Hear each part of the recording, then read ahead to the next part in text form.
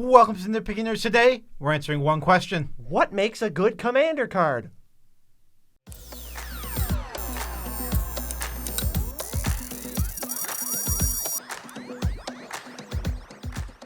I'm your host, Joe Cherries. I'm your host, Beezy, and that makes us the Nitpicking Nerds, delivering smooth, sexy, daily content yet again. Is there anything we can't do?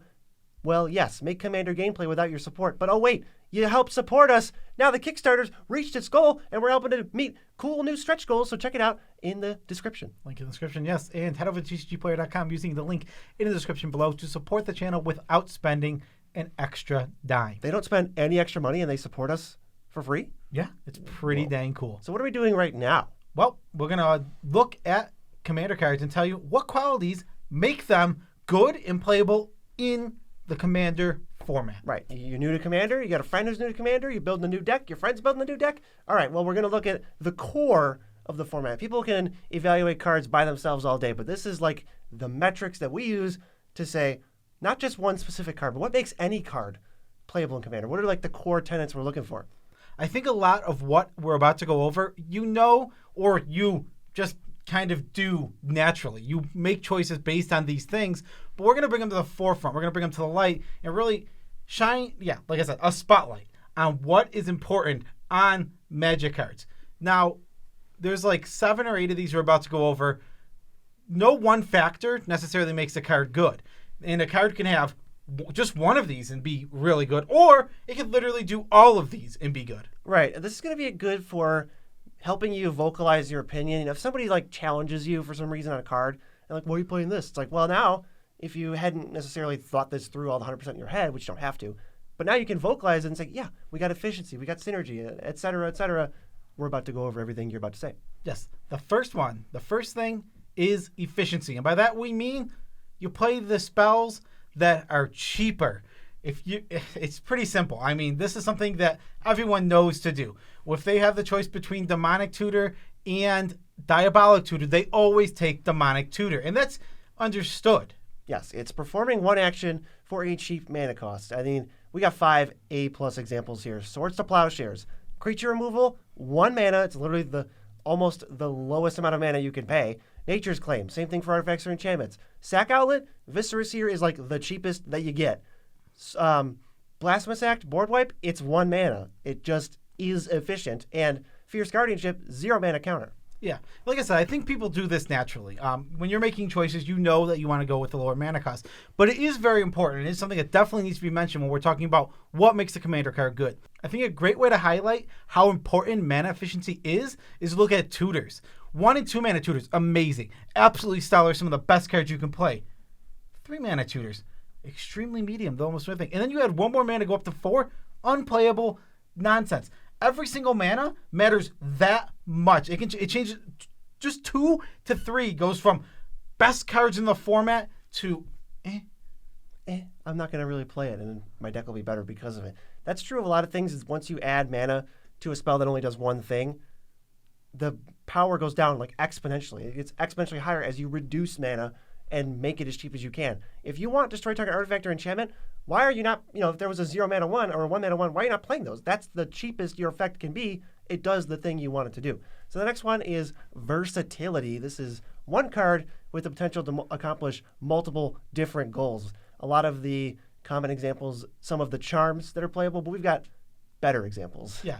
Mystic Confluence, this is a counter spell, this is card draw, and this is a bounce spell. So this just really triples up. Yeah. And the thing is, this card is not mana efficient. It's for any one of those 3 things. It's not mana efficient as a draw spell. It's not mana efficient as a bounce spell, and it's not mana efficient as a counter. But it does all 3 so well. The versatility is what makes that card playable. Right. So if you're at why do I play Mystic Confluence? It's not because it's efficient in terms of the mana cost wise. It's versatile because it lets me do whatever I want. Bounce, counter, draw, get my 3 for 1. Bounce, bounce, bounce because I'm in a bad situation. The fact that there's 9 or however many different combinations on this thing make it does a lot more before you cast it than when you cast it. And that's where the power is. Chaos Warp, it's 1 spell, and the mana cost is a little bit higher. You're paying a premium for the fact that you can just hit any permanent. Doesn't matter what it is, it's gone. Yeah, Chaos 4 fits into that category of catch-alls. The Anguished Unmakings, the Beast Withins, and the Generous Gifts. These characters hit everything, so it's worth paying that extra mana for it. Yeah, we usually find that like 3 mana is where I'm willing to play a catch-all. And we also have Kolaghan's Command. It shocks, it shatters, it disentombs, and it makes somebody discard. You're going to use all those modes differently, and the fact that it does them all makes it worth 3 mana because it's trading way more options on the card and what kind of 2-for-1 do you want versus Chaos Warps. Let's just get rid of one thing always. And a great example of how you have to balance these things that we're talking about, there's the card Anguished Unmaking, which is super good, awesome, and I'd play it in most black-white decks. And then there's Utter End, which is the 4-mana version. Now, they're both versatile and good. But I think that now mana efficiency comes to play. I'm never touching the 4-mana one, and I'm touching the 3-mana one for all my black-white decks. He's constantly touching the 3-mana one. I love Anguished Unmaking. He cannot keep his hands off Anguished Unmaking. Next is Synergy. It adds more power to a deck when played in place of a staple because it works with a ton of your cards. Say you have a ton of things that care about creatures, well, all of a sudden, changing out a non-creature for a creature just improves your deck tenfold. Could this mean cutting Cultivate for Wood Elves or cutting Krosan Grip for Caustic Caterpillar? Yes. Yes, it could. It's actually exactly what it could mean. If you can just cut your Cultivates out of your deck for your creature-based ramp, and it's going to help you if your deck cares about creatures.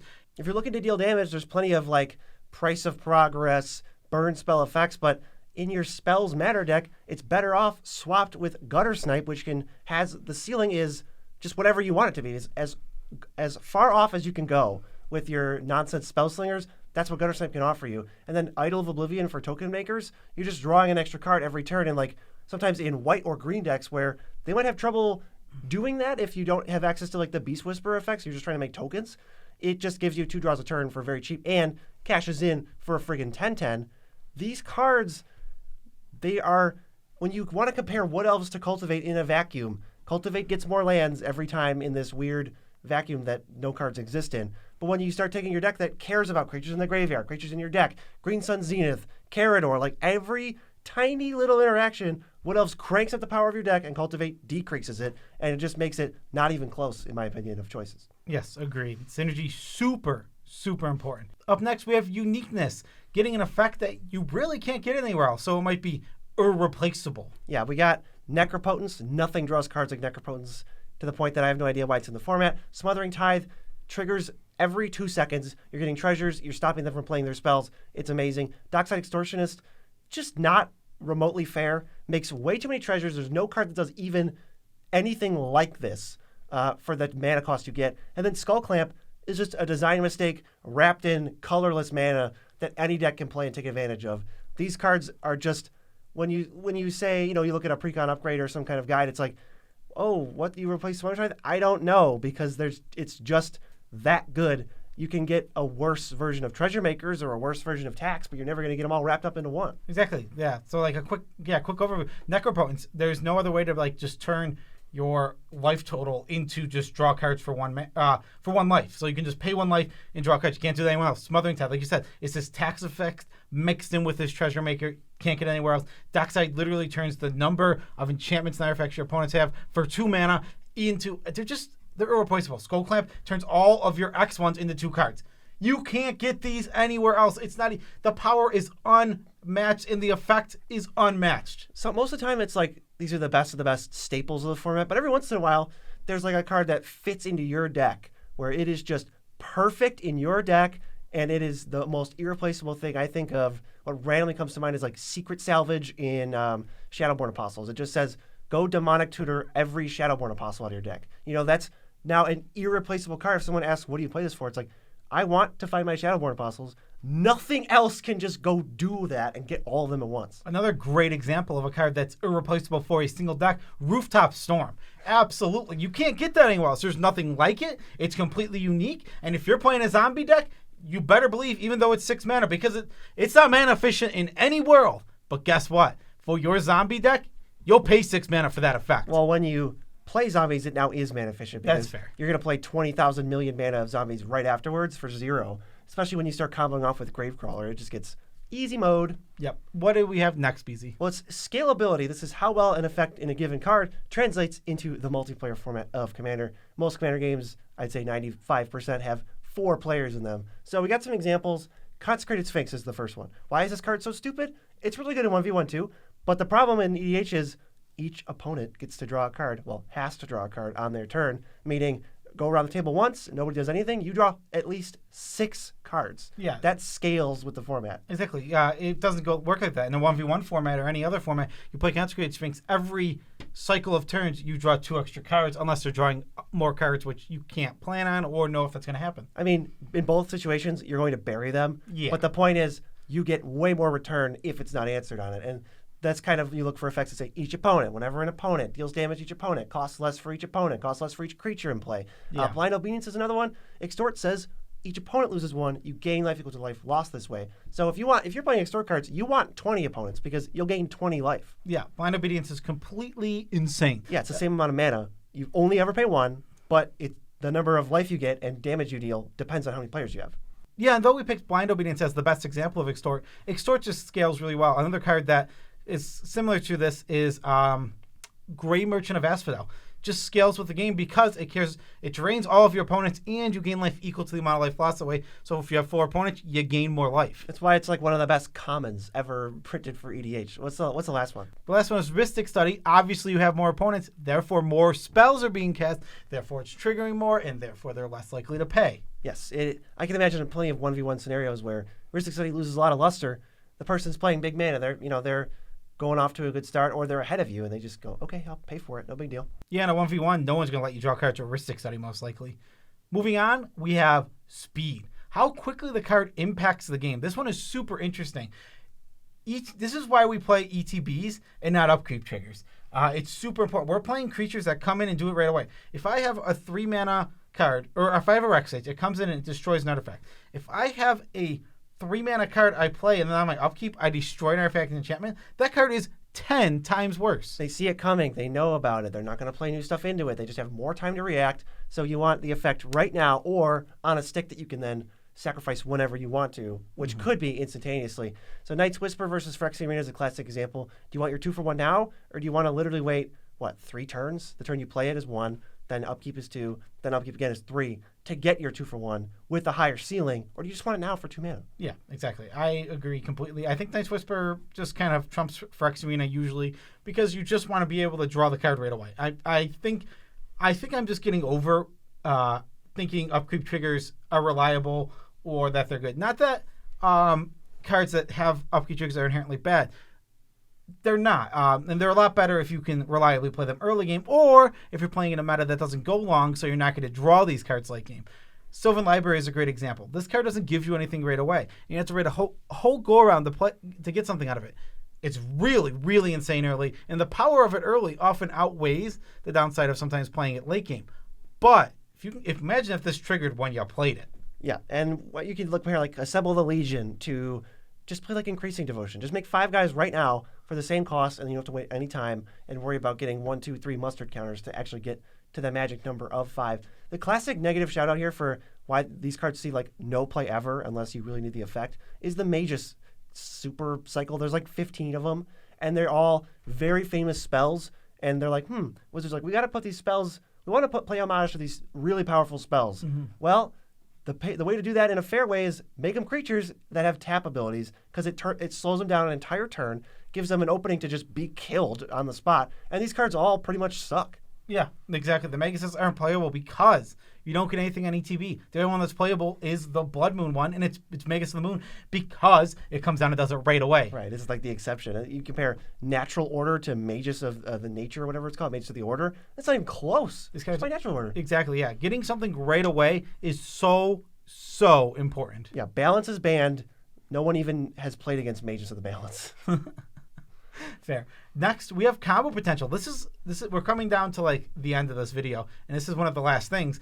Combo potential. So what do we mean here? If the card is part of a 1, 2, 3 card combo and also is playable outside of that, it really boosts it. I think my favorite example is Fiend Hunter. Fiend Hunter, it would just be an okay card. Sure, it's great. It works good with sack outlets. It's a permanent, but it's like it's 3 mana exile a creature. That's just medium, even though it is on an ETB.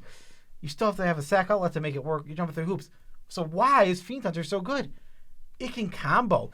It combos off with Sun Titan. It combos off with Karmic Guy. This card just goes off with so many different cards. Yeah, you add a sack outlet in, and suddenly Fiend Hunter is part of a 2, 3, or 4 card combo. The card's worse, but the fact that it has a combo in your deck gives it some leeway where your threshold for playing it is lower than the standard for the rest of the deck. It's like, well, Fiend Hunter's part of like 5 loops in my deck. I'm gonna play it.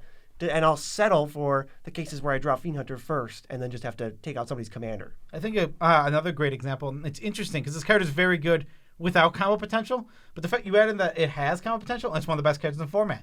It's Bolas's Citadel. The card's already insane. It's already a great card. Advantage Engine. It's already really good. On top of that, it has a ton of easy combos, and it can set up combos. The fact that card combos takes, like I said, takes it from one of the best card advantage spells in the format to one of the best cards in the format. See, I thought a better example of that was just Aetherflux Reservoir. It's basically a brick. The fact that it combos and you're in black and you can tutor and find it with Bolas's Citadel, which is already just an amazing card. I don't even think it would see much less play if it had no combos, but Aetherflux Reservoir would. It just, your deck goes, okay, I'll play a literal brick that does nothing 90% of the time if it's by itself. Because I have these other cards in my deck that says, play Bolas's Citadel. Now step 1 is find Aetherflux Reservoir. Step 2 is win the game right now. I guess the best example of a brick in your deck that stinks if you're not comboing with it is Dramatic Reversal. Yeah, that has very obvious objectives. You're going to say, why are you playing Dramatic Reversal? It sucks. It does suck. Unless you're trying to generate infinite mana on turn 3 with it, then your deck becomes revolved around that's the main card of the deck. Exactly, yeah. It's so funny. I think Dramatic Reversal might be one of the worst cards that sees a ton of play because of its combo potential. Yeah, the big problem, I think, for me is the art is butts. And now, here, the number one thing, this is more important than every other one we just talked about. It overrides everything else. It's the most important thing that makes the card playable in Commander, and it's whether you like it or not. It's super simple. Yeah, if you want to power up your deck and you want to make a deck better, you should take all those other things into consideration. But at the end of the day, when you sit down and you look at a card, if you say, well, it doesn't really fit any of those, it kind of just sucks. But I like it. Put it in your deck. Play the cards you like. Yes, that is one of the core truths of Commander. If you want to come to our video for advice, totally cool. But if you like a card, that's the only reason anyone needs for playing something. If somebody asks you, why are you playing that card? What are you doing? Why are you playing this card in your deck? And you go, because I like it. Maybe this is a lesson for the other person. You just stop. You don't need to inquire anymore. They just gave you a perfectly valid answer. Why are you playing Tireless Tracker in your deck? I like it. Okay, shut up. That's it. We're done. This extends to all of Magic. You can just play whatever card you like in any format. I mean, I literally drafted Mystery Booster the other day, and I'm like, hey, BZ, what would you cut from this deck? And he's like, well, these cards, obviously. I'm like, no, I don't want to. That's the cool and fun part of my deck. I want to leave those in. But it is even more of a truth, an absolute truth in Commander, where if you want to play a card and you like it, you should play it. Ooh, that's actually a decent example. If Joe comes up to me and he says, what card should I cut? Now, I'm going to give my honest feedback and say, I think you should cut these cards. Now, he could say, no, I don't want to. I like those cards in my deck. But then he can't be mad at me for asking for advice also. Yeah. Because, well, that's my honest advice. I'm not going to change my recommendations, but, there you go. You don't have to cut them. And if you can find a magical card that fits every single one of these and you like it, don't let that card go. That is probably the best card in Commander, especially for you. I think Grave Titan fits all those. Oh, yeah. It's versatile because it makes more than 1/2/2. It does have combo potential. It's speed. It has an ETB, so it does impact the board right away. It's mana efficient. It's only 6 mana. You get 10 power. 10 power for only 6 mana. Super mana efficient. You're right. It's irreplaceable because how many 6 mana 6/6 Death Touchers are there? There's 5 in all of Magic. There's at least 2 or 3 more that I can think of. There's only they've only ever made 5. That's crazy. What a fine company it exists in. Well, that is our video. Special shout outs to all of our patrons. We love you all as much as we can without making you uncomfortable. You guys are scrolling on screen. Thank you for the support. We seriously appreciate it. If you want to join the growing ranks of the poopy babies, you can go ahead and head over to patreon.com. It's like the growing rights of Pooplamock. Sure. TCGPLAYER is where you can find the affiliate link, which is your gateway to supporting us for free. Buy the Magic cards that you were going to buy anyway, except when you use the affiliate link and you check out that way, we just get money in our pockets. It just materializes in my pocket one day as I'm reaching to pay for something that I know I can't afford. Your money comes into my pocket and I go, oh my goodness. Thanks for letting me live my dream, anonymous donator. Thanks, everyone, for helping us out in any way. And if you want to help us make our gameplay as good as possible, head over to the Kickstarter and give us some support, because we could certainly use it. And any money that we get on that Kickstarter going toward gameplay to make it better. Yes, the next goal is for us to put the Anti-Nitpicking Nerds deck together and play it and hopefully destroy it. I mean, whether we destroy it or lose to it, it'll be hilarious. I'm running it. You're gonna play it. So whether I destroy him or lose to him, it's funny either way. Yeah, definitely funny either way. If Grave Titan gets the combo off against you, I know there's other cards that do it. It would still be hilarious. Yeah, but what kind of crappy lackluster cards could you combo off with? Because Nin Deathmantle is just a great card. It's just a good card. Yeah, that's true. You have to find some poopy combo. No. Like every piece is subpar. I don't know how you do that. Yeah, me neither. What else is left? We just have Tibbet. Yeah, it's definitely your turn. I did it last time. I have a slight minor gripe. Talking about a comment that I saw earlier where he said that we should mention that our suggestions aren't casual, and there's a reason we don't say that we're not casual, because one, if you play in our play group, we're decently casual. Sure, we're taking it to the higher end of casual, but that's just the thing.